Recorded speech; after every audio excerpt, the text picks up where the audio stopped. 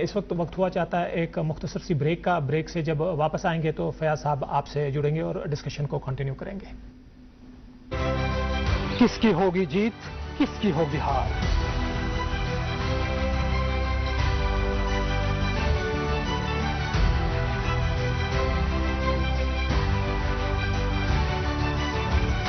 क्या हल ही होगा यहां के मुश्किलात का हल या कलम दवा?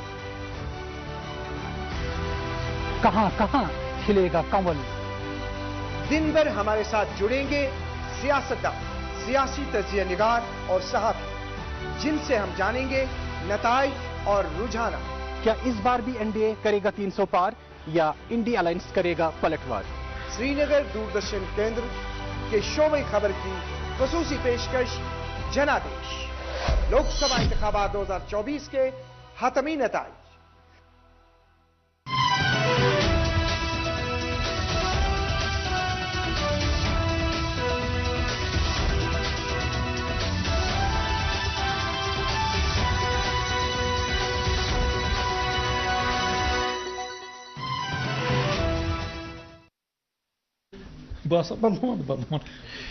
जनादेश 2024 लोकसभा इंतखाबात 2024 की एक और निशस्त में आपका खैर मकदम है। मैं हूं आपका मेजबान फैयाज अहमद फैयाज। नाजरीन, जिस तरह से आप जानते हैं कि दूरदर्शन केंद्र श्रीनगर का शोबे खबर सुबह से ही लगातार काउंटिंग के हवाले से आप तक अपडेट्स पहुंचाता रहा। जो यहां पे जम्मू कश्मीर में जितने भी काउंटिंग मराकज है वहां पे हमारे जितने भी हमारे नुमाइंदे जो है उनको वहां तैनात किया गया और अपडेट्स जो है अपडेट्स आप तक पहुंचाया गया। बहुत सिलसिले में आज मतलब डिस्कशन भी हुआ, लीडरान के हवाले से अपडेट्स भी आ गए। आपने जिस तरह से देखा कि एनडीए जो है और इंडी जो है उनकी किस तरह की कारकर्दगी रही, और कारकर्दगी के साथ साथ जो यहाँ पर कुछ पार्लिमानी निशस्त है, लोकसभा सीट अगर हम बारामूला की बात करेंगे वहाँ के हवाले से आप तक अपडेट्स हैं। और इसी तरह से अगर हम अनंतनाग की बात करेंगे, अनंतनाग की पार्लिमानी सीट लोकसभा सीट के हवाले से किस तरह का अपडेट आपके पास है। लेकिन हमारे पास एक नया रिजल्ट है, एक नई चीज़ हमारे सामने है, और इस नई चीज़ में हमारे लिए, हम सब के लिए क्या मैसेज है, किस तरह का मैसेज है, चाहे उन नेताओं के लिए किस तरह का मैसेज है, किस तरह का पैगाम है, हमारे लिए किस तरह का पैगाम है, लोगों का किस तरह से ये जो फैसला है, जिस तरह से कहा गया कि ये आज के जो नताइज हैं ये जमहूरियत की जीत है, जमहूरियत के नताइज हैं और उनकी उमंगों के नताइज हैं, उनकी उमंगों की जीत है, अवाम की ख्वाहिशात की जीत है। क्योंकि जिस तरह से बात बाज़ाब्ता हुई, हमारे साथ जो अभी मौजूद रहे जुल्फ़िकार माजिद साहब और रमीज़ मखदूमी साहब, जिस तरह से जुल्फ़िकार माजिद साहब सुबह से बात हुई, बाज़ाब्ता अभी तक बहुत सारे मुद्दों पे आपने बात की कि जिस तरह से पार्लिमानी सीट लोकसभा सीट बारामूला से जो हमारे पास रिजल्ट आ गया और इसी तरह से अनंतनाग से जो रिजल्ट आ गया, आपने उम्मीदवारों के हवाले से बात की, डिस्कशन हुआ, पार्टीज के हवाले से डिस्कशन हुआ। लेकिन सवाल हमारा कुछ अलग है।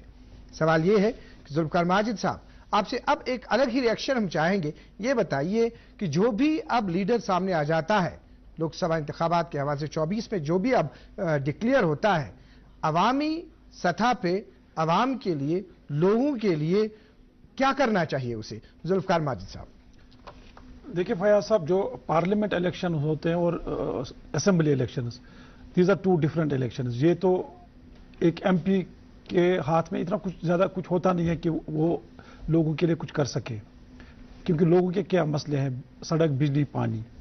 तो सड़क, बिजली, पानी देना होता है लोकल गवर्नमेंट का काम, ना कि सेंट्रल गवर्नमेंट का काम। तो अभी इलेक्शन जो आपने देखी, कैंपेनिंग एनसी की रही या बाकी पार्टीज की रही, तो फोकस रिमेनेंट के सेफ जो पोस्ट 370 पीरियड यहाँ पे रहा कि how they will take people out of this. तो मुझे नहीं लग रहा है कि उसमें कोई इतनी बड़ी। मध्य प्रदेश से आपको रोकना चाहेंगे, एक हमारे पास अपडेट है, रोडमाल नगर से बीजेपी ने एक सीट जीती है। जी बताइए, कंटिन्यू कीजिए। तो मुझे कोई ऐसी चेंज नजर नहीं आ रही है कि यहाँ पे कोई सिचुएशन जो बनी हुई है उसमें कोई चेंज आई।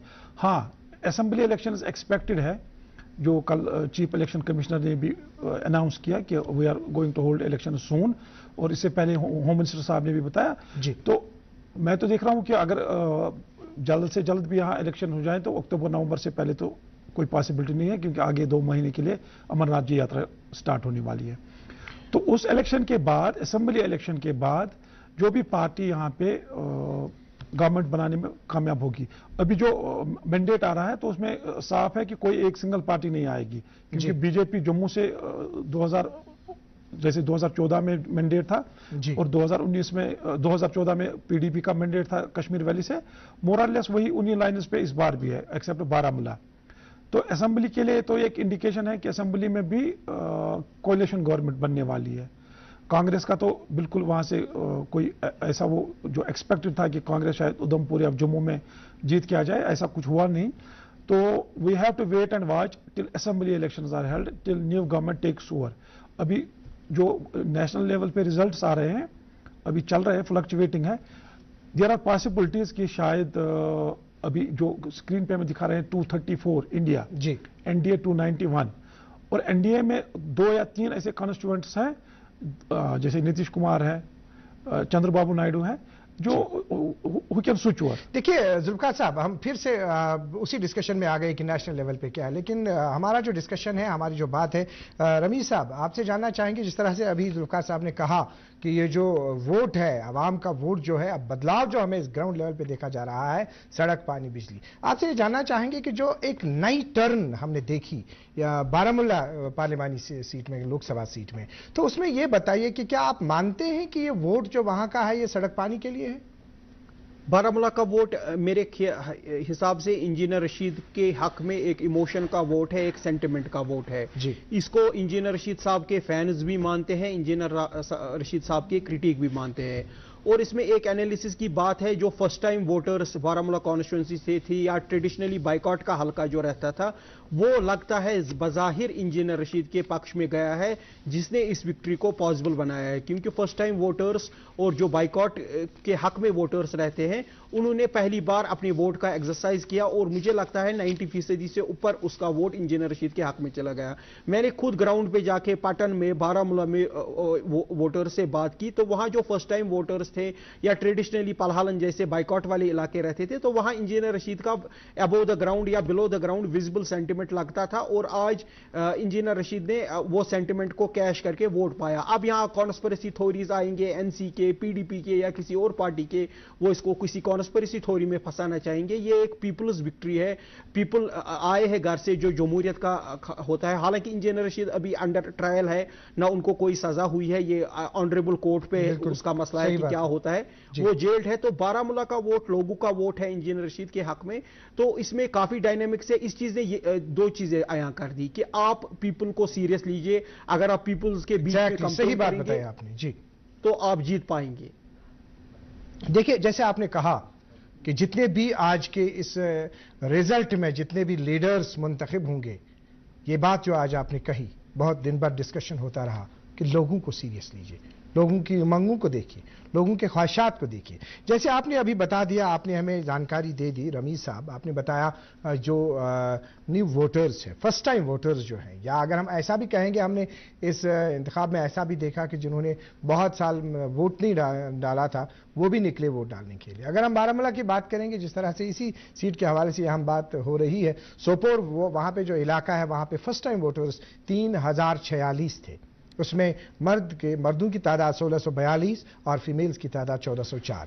इसी तरह से वहां एक और इलाका रफियाबाद है, चूंकि आपने मुझे याद दिला दिया, रफियाबाद में 2401 ऐसे मेल्स हैं, 1974 फीमेल्स और 4375 नए वोटर्स थे रफियाबाद में। इसी तरह से उड़ी, वहां पे एक और इलाका है, उड़ी में 3399 मर्द, 3044 खवातीन और 6436।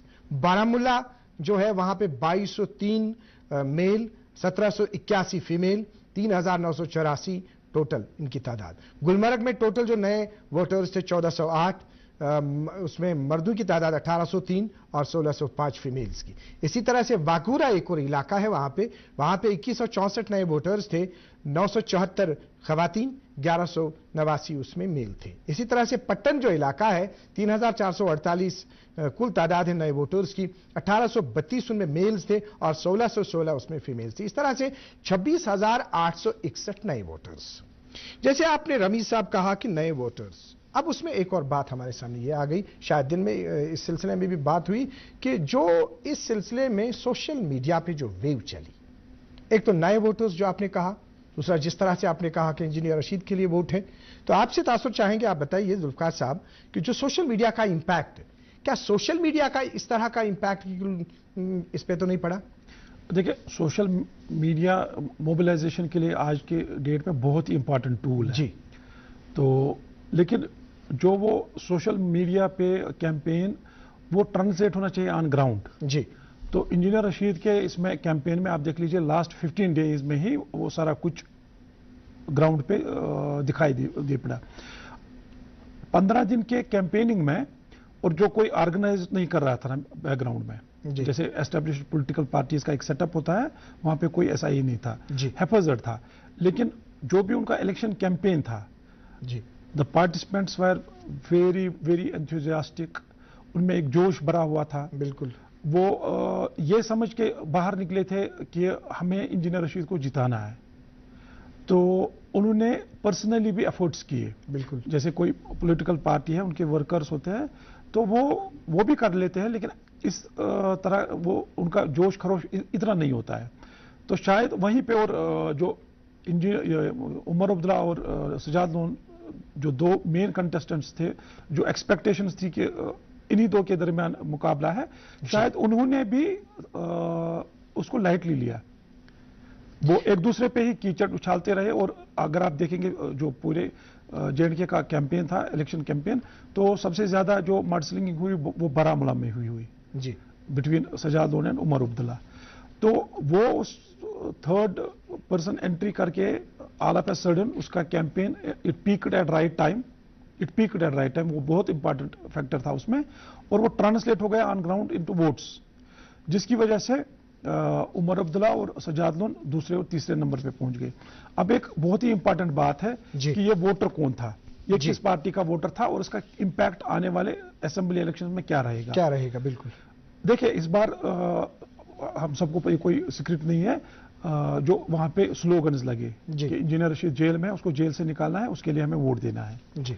मान लीजिए कि कल इंजीनियर रशीद जेल से निकल के आए और यहाँ पे जैसे रमीज ने बोला कंस्पायरेसी थ्योरीज बहुत चलती है, और ये थ्योरी चली कि इसको गवर्नमेंट ऑफ इंडिया ने रिलीज किया या उनका एजेंट था, तो मैं ये नहीं देख रहा हूं कि असेंबली में वो इंपैक्ट रहेगा उनका। तो ये जो वोटर है जिन्होंने इंजीनियर रशीद को वोट दिया इस वक्त, ये कोई ऐसा लीडर ढूंढ रहे हैं जो इनकी रहनुमाई सही से करे।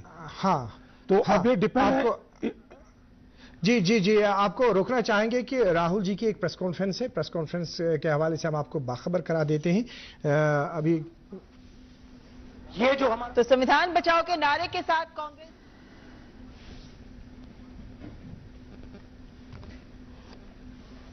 जी, चूंकि प्रेस कॉन्फ्रेंस के हवाले से अभी हम नहीं जुड़ पाए वहां पे।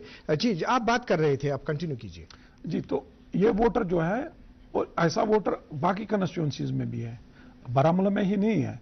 चलो, बारामूला में उनको ऐसा कैंडिडेट मिल गया जो अल्टरनेटिव था, जो वहां पे 3 पार्टीज थे, NC, PDP और PC, तो उनको एक अल्टरनेटिव नजर आया इंजीनियर रशीद में, उन्होंने उसको वोट दिया। शायद श्रीनगर और अनंतनाग में ऐसा कोई कैंडिडेट था नहीं। तो ये बहुत ही बड़ा फैक्टर है कि यहाँ पे जो लोग हैं, वो रेटोरिक जो चल रहा था इतने साल, उससे वो तंग आ गए हैं। आप ऐसा तो नहीं कहेंगे कि जिस तरह से कहा कि उनको मतलब जो है कैंडिडेट ऐसा नहीं था, ऐसा तो नहीं है कि इंजीनियर रशीद साहब जो है आखिरी जो पहले तो 22 कैंडिडेट्स वहां पर थे, फिर कुछ दिन पहले ही, कुछ ज्यादा टाइम पहले ही उनको ज्यादा टाइम नहीं दे देगा, आखिरी औकात में इंजीनियर रशीद उसमें शामिल हो गए, और बाकी पार्टीज के लिए सोचने का कुछ ज्यादा वक्त नहीं मिला। इस चीज को आप एंडोर्स तो नहीं करते हैं? एब्सोल्युटली। इंजीनियर रशीद की एंट्री जो थी इलेक्शन में, वो ऑलमोस्ट लास्ट मोमेंट पे उनकी एंट्री इलेक्शन में हुई, और उसके बाद उनका जो इलेक्शन कैंपेन था that peaked at right time. तो शायद जो NC और PC कैंडिडेट्स थे, they did not take him seriously initially, लेकिन by the time they thought कि नहीं, इंजीनियर रशीद को ये कर सकता था, तब तक वो कैंपेन वहां उस स्टेज तक पहुंच गया था जहां पे वो उसको रोकने की पोजीशन में नहीं थे।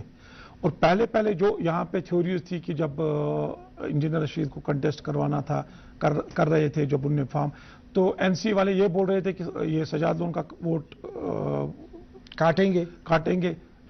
नहीं, सजाद लोन तो बोल रहा था एनसी का काटेगा, एनसी बोल रहा था सजाद लोन का काटेगा। बिल्कुल। तो अल्टीमेटली उसने दोनों का काट के जीत गया है। सही बात है। जी जी जी। तो दोनों इसी वो पहले आप में हो गया, और नवाब साहब पहले पाप गाड़ी निकल गई, तो इंजीनियर साहब गाड़ी में चढ़ के आगे निकल गए। रवि साहब, आप किस तरह से इस चीज का तासुर देना चाहेंगे?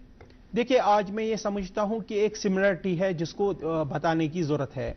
जम्मू कश्मीर की अगर बात करें तो 5 सीटों की बात करें, कश्मीर से 3 सीटें तो जीत पाई है ये क्या कहते हैं हम एनसी, और इंजीनियर रशीद 2 सीटें जीती है बीजेपी। बिल्कुल। इसमें अगर आप एनालिसिस करें, उधमपुर से डॉक्टर जितेंद्र सिंह जीते हैं, और श्रीनगर से आगा रूहुल्ला, और बारामूला से इंजीनियर रशीद, और फिर मियां अल्ताफ। तो इन चारों में एक सिमिलरिटी है, ये एक पॉपुलर लीडर है और इनकी पीपल्स बेस है।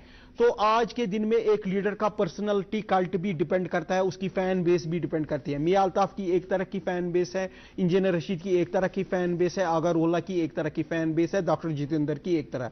तो आज लीडर का खुद का भी पीपल्स कनेक्ट और पॉपुलर होना बहुत जरूरी है, पार्टी से ऊपर होके। तो आगे जाके असेंबली इंतखाबात में भी ये लगता है कि जो पॉपुलर पल्स को पढ़ते हैं लीडर्स, उनकी जीत का इम्कान ज्यादा रोशन है, न कि जो लीडर पोर्ट्रे करे खुद को पॉपुलर वो वाकई पीपल्स में हो, सोशल मीडिया पे हो, ऑन ग्राउंड हो, तभी जाके वो सीटें निकालेगा। और आज कम से कम इन 4 सीटों से चलता है कि पॉपुलरिटी या पर्सनैलिटी कट या अपनी पर्सनल पॉपुलरिटी लीडर के लिए काफी जरूरी है जीतने के लिए, beyond NC, beyond engineer Rashid, beyond BJP. जिस तरह से आपने बात की, एक हमारे साथ एक और बात हमारे सामने आ जाती है इस हवाले से।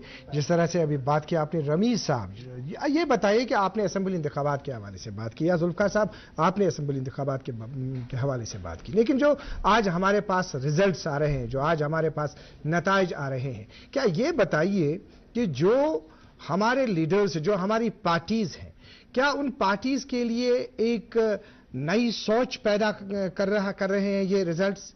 क्या उनको किसी सोच में ये डाल रहे हैं कि आइंदा क्या करना चाहिए? क्योंकि रिजल्ट्स तो डिफरेंट है। ऐसा तो अभी जहन में नहीं आया था कि इस तरह से इस पार्लियामेंट्री सीट के हवाले से जो हम बात कर रहे हैं। और हम कोशिश करेंगे, हमारे साथ जुड़ेंगे जनाब शब्बीर साहब, जो हमारे सीनियर सहाफ़ी है, वो भी कुछ टाइम के बाद हमारे साथ जुड़ेंगे। लेकिन आप ये बताइए कि अगर हम बारामूला की बात करेंगे, बारामूला में जिस तरह से कहा गया कि जो नहज है वोटर्स की, जिस तरह से हमने फर्स्ट टाइम वोटर्स की बात की, इसी तरह से अगर हम कुल मिलाकर देखेंगे कि कितने वोटर्स है वहां पे, कुल मिलाकर वहां पे 17,37,865 वोटर्स हैं टोटल।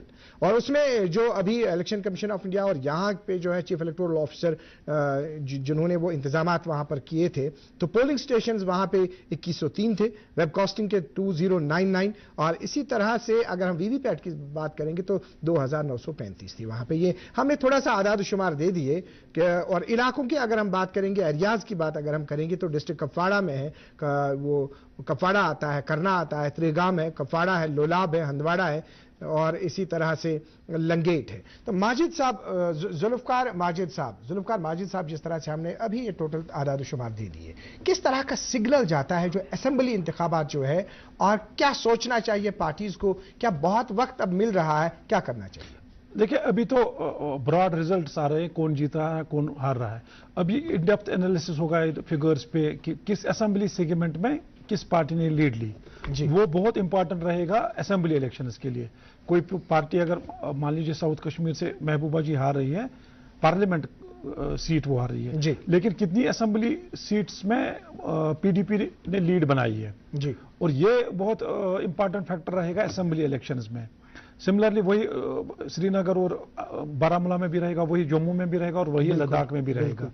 तो इसके बाद जो नेक्स्ट फेज होगा पॉलिटिकल पार्टीज के लिए, वो अभी से वो लग जाएंगे कि वो बूथ लेवल एनालिसिस तक भी पहुंच जाएंगे। बिल्कुल सही है, करने की जरूरत भी होती है, क्योंकि किस बूथ पे कहां पे इनसे चूक हुई, जहां पे उनके अपोनेंट ने लीड ले ली।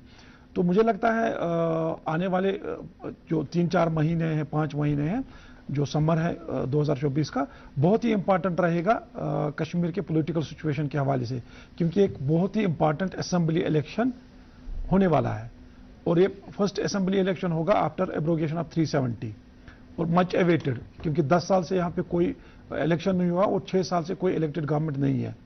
तो लोग बहुत ही बेचैनी से इस चीज का वेट कर रहे हैं कि कब यहाँ पे असेंबली। अभी आपने पार्लियामेंट इलेक्शन में देखा वोटिंग परसेंटेज कितनी इंक्रीज हो गई जी, तो अब आप 20% और जोड़ लीजिए उसमें, जो असेंबली इलेक्शंस में मैं देख रहा हूँ लेट 70s में पोलिंग होगी। तो लोग तो चाह रहे हैं कि उनको अच्छे रिप्रेजेंटेटिव मिले जो उनकी तर्जुमानी करे असेंबली में या पार्लियामेंट में। तो अभी जो 2 कैंडिडेट एनसी के जीत के आए, जैसे मैंने पहले भी बताया कि वो अपनी इमेज पे जीत के आए। शबीर साहब हमारे साथ जुड़ चुके हैं। शबीर साहब हमारे सीनियर सहाफ़ी है, दूरदर्शन न्यूज़ में एक अच्छी हैसियत पे काम कर रहे हैं। शबीर साहब, चूंकि आपसे भी तासुर हम चाहेंगे, हमने अभी बात की जो बारामूला सीट जो है, बारामूला सीट के हवाले से यहाँ पे बात हुई। जुल्फ़िकार माजिद साहब ने अपने ख्यालात का इजहार किया, इसी तरह से रमीज़ मखतूबी साहब ने अपने ख्यालात का इजहार किया। एक बात सामने आ गई कि एक सिग्नल जा रहा है, एक मैसेज जा रहा है असेंबली इंतखाबात के हवाले से। चूंकि शबीर साहब, आप आज सुबह से ही दिन भर आप कन्वेंशन सेंटर श्रीनगर में मौजूद रहे, आपने वहां पे जिस तरह से वोट शुमारी हुई, आपने बजाते खुद उसका मुआयना किया। और एक और बात आपने ये भी देखा कि पिछले 2 महीनों में आपने लगातार जम्मू कश्मीर के कोने कोने पे आप गए, बहुत सारी जगहों पे आपने वोटर्स से बात की और आपने बहुत सारी स्टोरीज इस तरह से भी अक्सबंद की जो मतलब फर्स्ट टाइम वोटर्स थे। तो जो आप आज आपने ओवरऑल मनाजिर जो आपने देखे वहां पे या उनके फॉलोअर्स जो थे, और आपने इस कुछ टाइम पहले ये भी बता दिया कि आपने खुद बजाते खुद बात की जो वहां पे जिन्होंने लीड की, यहाँ पे नेशनल कॉन्फ्रेंस के उम्मीदवार जो है आगा सैयद रूहुल्लाह साहब, तो किस तरह का समा था वहां पे शबीर साहब? जी शुक्रिया फयाज साहब। मैं अगर अपना सवाल समझूँ, ये आप जश्न की बात कर रहे हैं, तो ये जो जाहिर सी बात था, इसको जमहूरियत का जश्न कहा जाता है इस इलेक्शन को। और कश्मीर के हवाले से, जम्मू कश्मीर के हवाले से ये वाकई तौर एक जमहूरियत का जश्न है। हमने देखा कि पूरे इलेक्शन प्रोसेस में किस तरह जम्मू एंड कश्मीर में ये इलेक्शन हुए। 2019 के बाद एक पहला इलेक्टोरल एक्सरसाइज था मैसिव लेवल का, और जो हमने इसमें लोगों की पार्टिसिपेशन देखी, पब्लिक से पार्टिसिपेशन देखी, वो काफ़ी सिग्निफिकेंट रही। और ख़ासतौर बात यह है कि बहुत अरसे के बाद हमने देखा कि लोगों ने जो इस इलेक्टोरल प्रोसेस में किसी खौफ हरास के बगैर, किसी थट के बगैर या किसी दबाव के बगैर लोगों ने खुल के वो बाहर आए और अपने जो उनको कॉन्स्टिट्यूशनल राइट है उसका एक्सरसाइज किया। तो इसी जज्बे के तहत हमने देखा कि उन एरियाज़ में, खासकर श्रीनगर के जो शहर खास या डाउनटाउन के एरियाज़ में, जहां हमें ट्रेडिशनली हम देखते थे कि लोग यूजुअली वोटिंग से दूर रहते थे, लेकिन इस बार जोक दर जोक लोग निकले, सोपोर के इलाके में हो या कुलगाम के ऐसे बेशतर इलाके हैं, या ऐसे कुछ सोशल पोलिटिकल लोग ऑर्गेनाइजेशन थे जो दबे छुपे पुराने इलेक्शनों में वोटिंग में पार्टिसिपेट करते थे आज के। तो आज के इस इलेक्शन में उन्होंने खुले तौर और बिल्कुल एवोविडली उन्होंने इस इलेक्शन में पार्टिसिपेट किया। वो एक मेरी नज़र में एक जमहूरियत की जीत है, जो बोलते हैं कि जमहूरियत की ही एक तरीका है जिसमें लोगों के मसाइलों और मसले का हल होता है, और इसी का इजहार किया इन इलेक्शंस में लोगों ने जम्मू और कश्मीर में। और जो 2019 के बाद कश्मीर में, ख़ासतौर पर जम्मू और कश्मीर में जो दौर चला तामीर तरक्की का और बदलाव का, उसी बदलाव के दौर में जो लोगों को एक एतमाद मिला, लोगों को एक सेटिस्फेक्शन मिली इस प्रोसेस से, इस डेमोक्रेटिक सेटअप में, कि वो खुल के आए, अपने वोट का इजहार किया। और इसी का नतीजा हम आज हमने देखा कि बारामूला में एक sitting former chief minister contest कर रहे थे, और दूसरे एक कदावर नेता अपने पार्टी के vice chairman Sajad People's Conference के, वो भी और जो उसका अपना एक ट्रेडिशनल स्ट्रांग होल्ड है, अपना फील्डम है इन ए वे, तो वो पीछे रहे और एक ऐसे कैंडिडेट ने बाजी मारी जो बजाय खुद भी आज कैंपेनिंग में भी नहीं थे, एक नज़रबंद हैं। तो यही है, एक डेमोक्रेसी की जीत यही होती है, डेमोक्रेसी का जश्न हम बोलते हैं, यही जश्न है कि लोगों की राय सुप्रीम होती है। और लोगों ने आज अपनी राय सुप्रीम रखी है। जम्मू एंड कश्मीर में अनंतनाग की बात करें, वहाँ जो एनसी के कैंडिडेट जीत के आए हैं वो वहाँ के नहीं है, एक्चुअली वो गांदरबल से बिलोंग करते हैं, लेकिन अनंतनाग कॉन्स्टिट्यूंसी में उनको अपनी पार्टी ने मौका दिया, लोगों ने उस पर एतमाद किया, लोगों की राय, लोगों ने अपनी डेमोक्रेटिक प्रोसेस में किसी भी दबाव के बगैर अपनी राय रखी और उस कैंडिडेट को जिताया। तो हार जीत होती रहती है, लेकिन जो अंडरलाइनिंग यहाँ पे एक मैसेज है वो है कि डेमोक्रेटिक जो प्रोसेस है, जो कॉन्स्टिट्यूशनल राइट है लोगों का, उसकी जीत हुई है। और लोगों ने दिखाया है कि डेमोक्रेटिक प्रोसेस ही में ही जम्मू कश्मीर के जितने भी मसाइल हैं, जितने भी इश्यूज हैं, उनका हल है। और आज का जो ये रिजल्ट है, मुझे लगता है कि ये एक क्लियरली एक मैसेज है कि जम्मू कश्मीर में एक जमहूरी दौर हुआ है और लोगों ने खुल के कहा कि अब जो पीछे हुआ है अब हम बिल्कुल डेमोक्रेटिक प्रोसेस में अपने इश्यूज का हल ढूंढेंगे।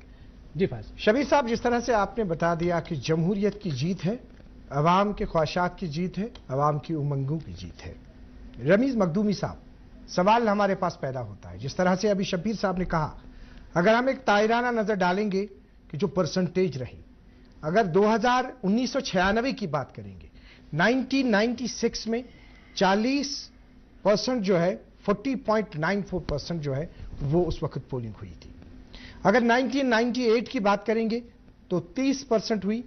इसी तरह से 1999 में 11.93%, 2004 में 18.57%, इसी तरह से 2009 में 25.55% और 2014 में फिर से 25.86% और 2009 में 14.43%। लेकिन अगर हम आज की बात करेंगे, यहां पे अगर देखने को मिल रहा है कि 51% ओवरऑल वोटिंग जो है वो यहां पे रही इस लोकसभा के लिए। आपसे जानना चाहेंगे रमीज साहब, रमीज मखदूमी साहब, ये बताइए आपके कि आपको ये तो नहीं लगता है कि जो परसेंटेज का आदाद शुमार हमने दे दिया आपको 1998 से, क्योंकि 1996 में 40% शरह रही और उसके बाद बिल्कुल कम शरह रही, लोग जोक दर जोक नहीं निकले वोट डालने के लिए, और आज वोटों की तादाद जो है वो सभी जो है सभी लोग निकले। क्या आप इस चीज को, ये चीज तो नहीं मानते हैं कि जो बदलाव हमें देखने को मिल रहा है, जो रिजल्ट्स हमारे पास नए सामने आ रहे हैं, क्या इस चीज को आप मानते हैं, तस्लीम करते हैं कि लोगों ने भारी तादाद में वोट दे दिया? रमीज मखदूमी साहब जी देखिए, क्रेडिट चाहे एनडीए गवर्नमेंट ले या अपोजिशन पार्टीज ले, मैंने इस चीज़ को आया तौर पे दूरदर्शन पे भी बताया कि हाई वोटिंग टर्नआउट जो हुई है, लोगों को भी मुबारकबाद हो, इलेक्शन कमीशन को भी मुबारकबाद हो और गवर्नमेंट को भी। जब 1996 का इलेक्शन हुआ था उस वक्त वोटर्स की तरफ से मल्टीपल एलिगेशंस लगी थी related to voting percentage itself. तो उस मामले में मैं नहीं जानना चाहूंगा। ये जो इलेक्शन था ये एक वाटरशेड मूवमेंट थी कि वोटर्स ने अपने दिल से जाकर पोलिंग बूथ तक गए और वोटिंग कास्ट किया जिस किसी उम्मीदवार को उनको डालना था। इस हिसाब से ये पार्लियामेंट्री इलेक्शन बड़ा ही एक वाटरशेड मूवमेंट था कश्मीर की हिस्ट्री में, जब डिफरेंट सोशो पोलिटिकल ऑर्गेनाइजेशन के बंधुओं ने, आम पब्लिक ने अपनी मर्जी से फ्रेंचाइज किया। और जैसे माजिद साहब ने भी कहा कि असेंबली जाते जाते ये परसेंटेज 75% या 80% तक जाएगी और एक एक असेंबली सीट के लिए 10-10, 20-20 कैंडिडेटों के दरमियान आखिरी मूवमेंट तक मुकाबला लगेगा और ये बताना मुश्किल होगा कि आप कौन सा किस कॉन्स्टिट्यूंसी से जीतेगा। यहां एनसी हो, पीडीपी हो, पीसी हो, अपनी पार्टी हो, किसी भी असेंबली कॉन्स्टिट्यूंसी को आप लाइटली नहीं ले सकते हैं और आखिरी दम की फाइट आप देखेंगे असेंबली इलेक्शन में। पार्लियामेंट इलेक्शन से बहुत नेक टू नेक फाइट होगी और नए प्लेयर्स के लिए भी मौका है इंजीनियर रशीद की जीत के बाद कि वो देखे लोगों के इमोशंस को, लोगों की एस्पिरेशंस को, लोगों की सेंटिमेंट को अपने हक में कैसे रहे, चाहे वो उनकी पॉलिटिकल एस्पिरेशंस हो, डेवलपमेंटल एस्पिरेशंस हो या प्रोग्रेस के रिलेटेड एस्पिरेशन हो। तो इसमें नए कैंडिडेट्स के लिए एक मैदान खुलता है इस वोटिंग टर्नआउट से। और जो ही असेंबली इलेक्शन में फिर वोटिंग टर्नआउट हाई होगा तो कुछ भी पॉसिबिलिटी बन पाती है और यहां पे लोगों के मैंडेट को रेस्पेक्ट करना पड़ेगा, चाहे बारामूला से आया है, उधमपुर से आया है, श्रीनगर से आया है। तहे दिल से पार्टीज को इसको रेस्पेक्ट करना चाहिए, तभी जम्मू कश्मीर की भलाई है, तभी यहां प्रॉस्पेरिटी आ सकती है। इस मैंडेट को हर किसी को रेस्पेक्ट देना पड़ेगा और आज के मैंडेट ने यह दिखा दिया है कि लोगों के सामने दिग्गज विगज कुछ नहीं होता है, लोगों के सामने कैंडिडेट होता है जिसको वो वोट करते हैं, या तो वो उसको वोट डालते हैं या उसके खिलाफ दूसरे कैंडिडेट को चुनते हैं। तो इस डेमोक्रेटिक एस्पिरेशन को हमें रेस्पेक्ट करके चलना पड़ेगा। जुल्फकार साहब, जिस तरह से रमीज साहब ने अभी बता दिया, ये बताइए कि इन्होंने कहा कि इस तरह का एक सिग्नल है असेंबली इंतखाबात के हवाले से, जो लोगों की भारी तादाद में शिरकत है, तो क्या आपको लगता है कि कोई नया बदलाव देखने को मिल सकता है असेंबली इंतखाबात में? बिल्कुल। देखिए, इस पार्लियामेंट इलेक्शन में एक अनएक्सपेक्टेड ये रिजल्ट आया जी। इंजीनियर रशीद साहब जीत गए बारामूला से, तो क्योंकि तीन ही सेगमेंट्स हैं, तीन ही कॉन्स्टिट्यूंसीज हैं, तो तीन में ये तो 33% अनएक्सपेक्टेड रिजल्ट्स हुए जी। तो अगर आप असेंबली में जहां 90 सीट्स है, अगर 20% ही अनएक्सपेक्टेड हो गया तो आप देख लीजिए 17, 18, 20 लोग ऐसे इलेक्शन जीत जाएंगे जो अनएक्सपेक्टेड हो सकते हैं। तो असेंबली इलेक्शन जो जैसे ये वाला इलेक्शन रहा, बड़ा इंटरेस्टिंग रहा, लोगों ने बड़ा इंटरेस्ट से वोट भी किया। और आप देख लीजिए पिछले 2 महीने में कहीं किसी ऑफिस में, किसी घर में, किसी मोहल्ले में आप जाइए तो डिबेट एक ही, डिस्कशन एक ही चल रहा था, इलेक्शन जी। और डाउनटाउन श्रीनगर में जहां पे कभी पोलिंग होती नहीं थी, 2, 3, 5, 10% से आगे, वहां पे लोग वोट देने के लिए आ गए। बिल्कुल। तो शायद लोग अब ये जो इंजीनियर रशीद की जीत है, तो मैं इसको लोगों की जीत मान रहा हूं, तो शायद लोग अपने तौर पे ऐसे कैंडिडेट्स को आगे करें असेंबली इलेक्शंस में जिन पे उनको कॉन्फिडेंस हो, क्लीन इमेज वाले हो, जो आगे जाके उनकी तर्जुमानी और रहनुमाई अच्छे से करे। तो असेंबली इलेक्शंस में मैं देख रहा हूं कि 20% of those candidates winning election जिनका कोई ऐसा पॉलिटिकल बैकग्राउंड नहीं होगा, किसी पॉलिटिकल फैमिली से नहीं होंगे, रिसोर्सलेस होंगे।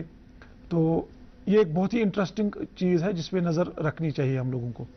शबीर साहब, हम बात करना चाहेंगे श्रीनगर पार्लिमानी निशस्त के हवाले से। जिस तरह से अगर हम बात करेंगे श्रीनगर पार्लिमानी निशस्त के बारे में, आपने देखा वहां पे आप बिल्कुल दिन भर आप इसके ICC में मौजूद रहे, तो जिस तरह से आपने रुझान देखा, क्योंकि नेशनल कॉन्फ्रेंस ने जो अपना उम्मीदवार है आगा सैयद रूहुल्लाह को मैदान में उतारा, तो क्या आपको लगता है कि जो आइंदा इंतखाबात हैं तो उम्मीदवारों को बिल्कुल पार्टीज को बिल्कुल सोच समझ के मैदान में उतारना चाहिए? शबीर साहब जी बिल्कुल, जो हमने आज देखा है कि ये जो इलेक्शन है इसमें हमने एक चीज़ एक नोट की बात की है कि हमारा जो यूथ है वो जागरूकता है, वो अवेयर हुआ है अपने हुकूक के हवाले से, और अपना जो उनका डेमोक्रेटिक राइट है उसके एक्सरसाइज के हवाले से वो बिल्कुल अवेयर है, और उसका पता है कि मुझे क्या करना है, और वो इस प्रोसेस में खुद का एक स्टेक होल्डर मान रहा है। और जो आज आया है, आज के जो नताइज है, चाहे बारामूला से हो या अनंतनाग से हो या श्रीनगर से हो, तो ये जाहिर सी बात है, एक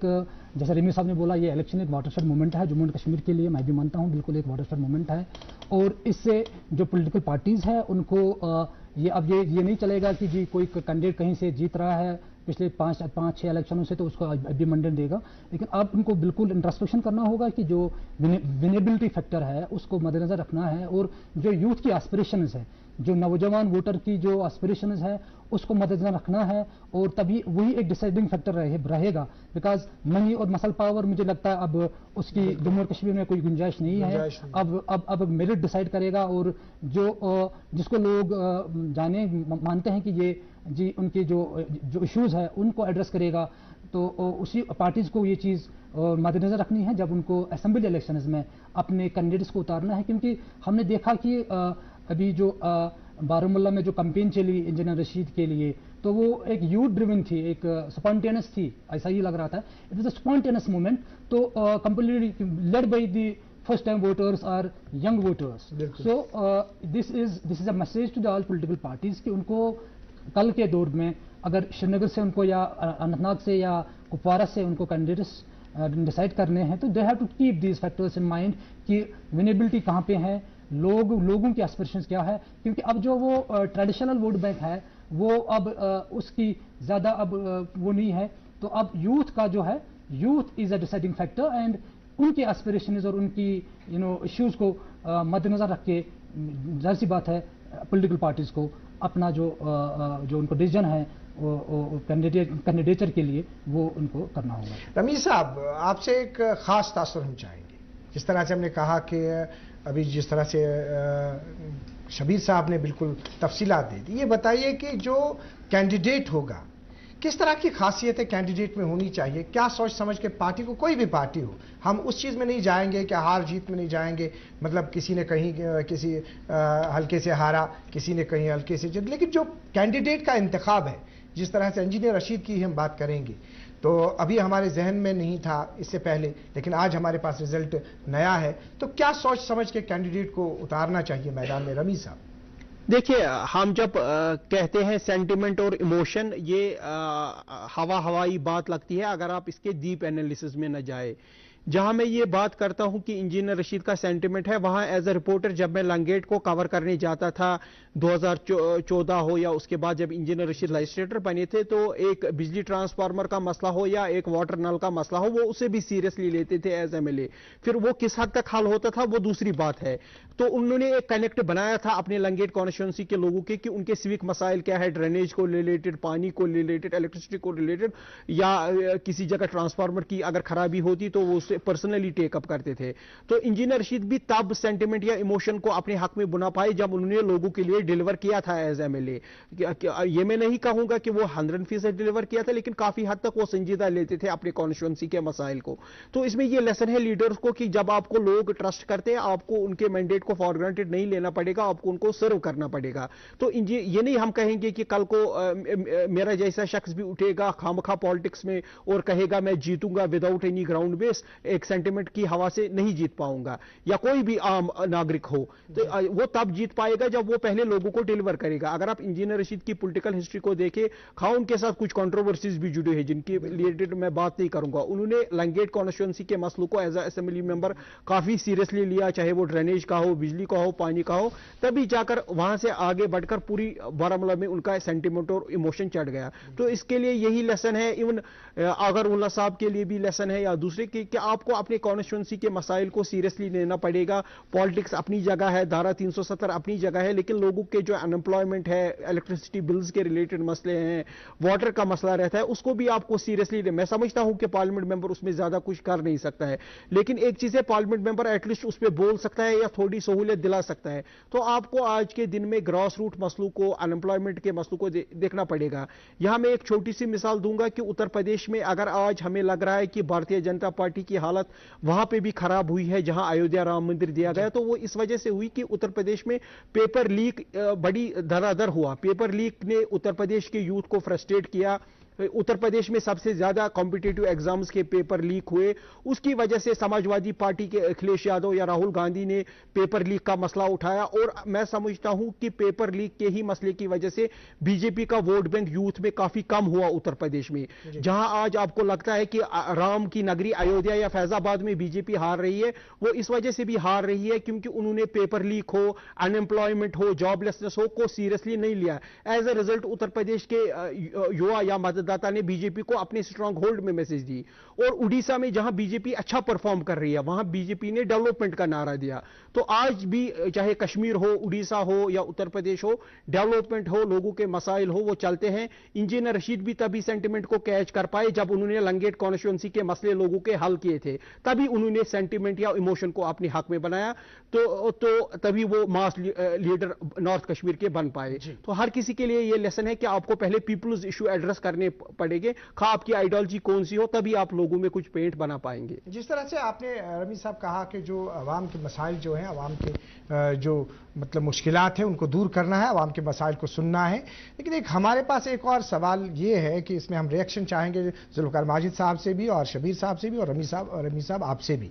वो ये है कि जो रवैया है एक लीडर का, एक कैंडिडेट का, कि जब वोट मांगा जाता है तो वोट मांगने के दौरान एक लीडर का रवैया जो है, बिहेव जो है टुवर्ड्स, क्योंकि आप देखते हैं कि जो एक लीडर बनता है वो एक एक वोट से बनता है, यानी जो वोटर जब वोट डालता है तब जाके वो बनता है। लेकिन उसके बाद जब इसी वोटर का कोई मुद्दा होता है, कोई मसला होता है, कोई मुश्किल होता है, वोट मांगने के दौरान इस लीडर का एक रवैया होता है। लेकिन शायद कहीं पे ये भी कहा जाता है कि रवैये में तब्दीली की वजह से, क्या आपको ऐसा तो नहीं लगता है किस तरह का रवैया इख्तियार करना चाहिए? जुल्फिकार माजिद साहब, आपकी रिएक्शन इस हवाले से।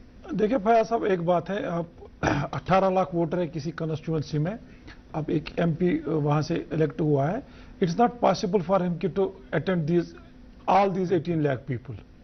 तो ह्यूमनली ये पॉसिबल नहीं है, या जिसने भी उस एमपी को वोट किया होगा। तो लेकिन जो people also have to understand the ground realities. लोगों की एक्सपेक्टेशंस क्या है यहाँ पे?